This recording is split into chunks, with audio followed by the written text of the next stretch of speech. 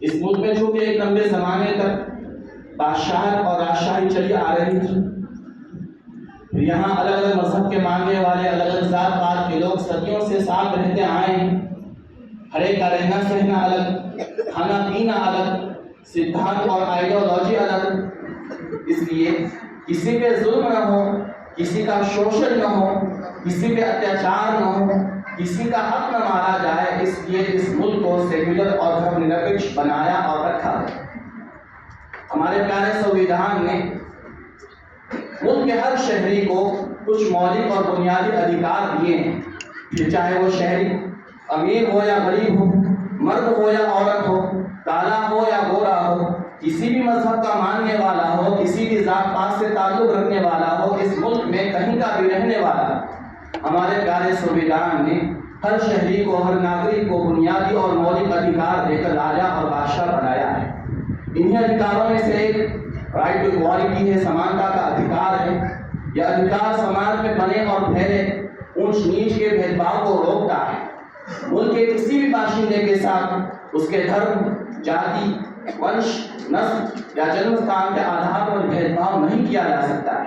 اسی کو لے کر پیغمبر محمد مروی کرتے ہیں، یا ایھا الناس، اے لوگو، الا ان ربکم واحد، سن لو تمہارا رب ایک ہے، وان اباکم واحد، اور تمہارا پیتا ایک ہے، الا لا فضل لعربی علی عجمی ولا لعجمی علی عربی، سن لو کسی عربی کو کسی غیر عربی پر اور کسی غیر عربی کو کسی عربی پر کوئی بڑائی حاصل نہیں ہے، ولا لاسود علی احمر ولا لاحمر علی اسود، اور کسی کالے کو کسی گورے پر اور کسی گورے کو کسی کالے پر کوئی بڑائی پراپت نہیں ہے۔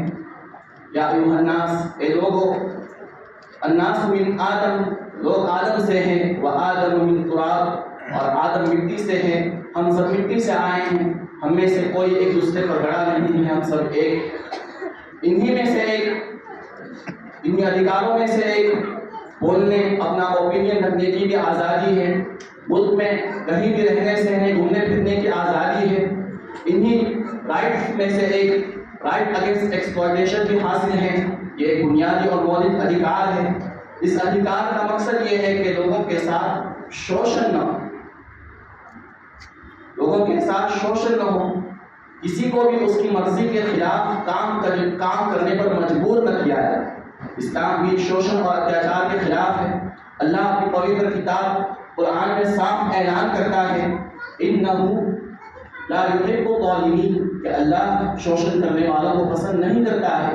الا لعنۃ اللہ علی الظالمین، سن لو شوشن کرنے والوں پر، اتیاچار کرنے والوں پر اللہ کا ابھیشاپ ہے۔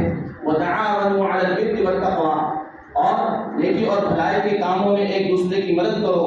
ولا تعاونوا علی الاثم والعدوان، اور اتیاچار اور ظلم کے کاموں میں ایک دوسرے کی ہرگز مدد نہیں کرو۔ اسی کے ساتھ ساتھ ایک right to freedom of religion بھی حاصل ہے، دھارمک سوتنترتا کا ادھیکار بھی حاصل ہے۔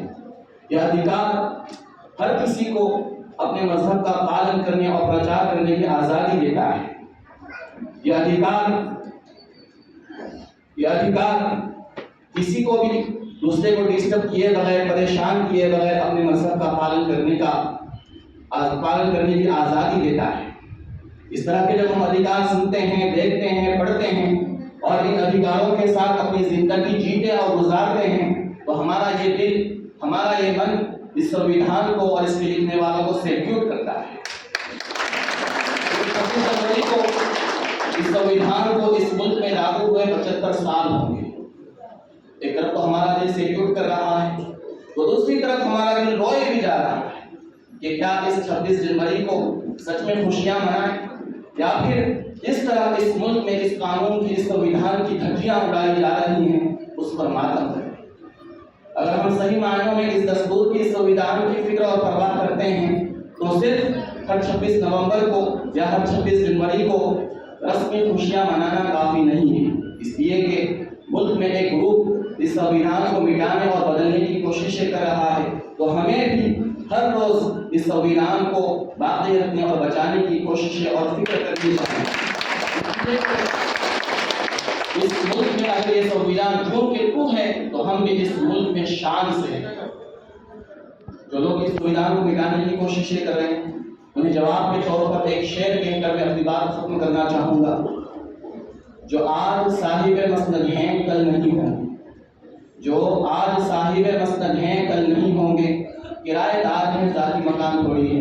जय संविधान जय भारत।